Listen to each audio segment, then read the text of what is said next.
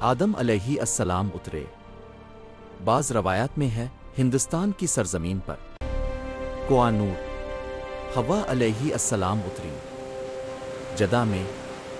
ابلیس اترا عراق کے علاقے میں۔ سانپ اترا اصفہان میں، اور پھر جدائی کا دور شروع ہوا۔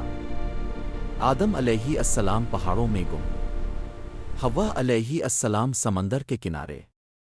100 سال 700 سال، اللہ ہی بہتر جانتا ہے۔ آدم علیہ السلام روئے، اتنا روئے کہ آنکھوں سے خون بہا۔ فرشتے پوچھتے، اے آدم، کیا اللہ نے تجھے بخشا نہیں؟ پھر کیوں روتا ہے؟ آدم علیہ السلام بولے، کیوں نہ روں؟ جنت کا دروازہ بند ہو گیا، اللہ کا قرب چھن گیا۔ پھر ایک دن اللہ نے رحم فرمایا۔ آدم علیہ السلام کو حکم ہوا، مکہ جا، اور میدان عرفات میں دونوں کی ملاقات ہوئی۔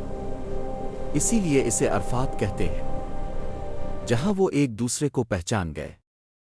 آدم علیہ جنت سے خالی ہاتھ نہیں آئے، وہ کچھ نشانیاں لائے تھے۔ حجرن اسود، جنتی پتے، عصائی ادم، جنت کے درخت آس کی لاٹھی، گندم کے 7 دانے، زمین پر زندگی گزاری۔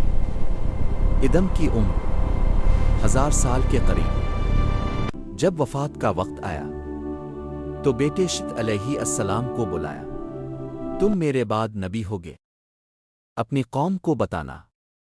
آدم علیہ السلام نے کہا تھا۔ پھر آنکھیں بند ہوئیں، فرشتے غسل دینے آئے۔ حضرت حوا علیہ السلام نے پوچھا، کیا تم آدم علیہ السلام کو دفن کرو گے؟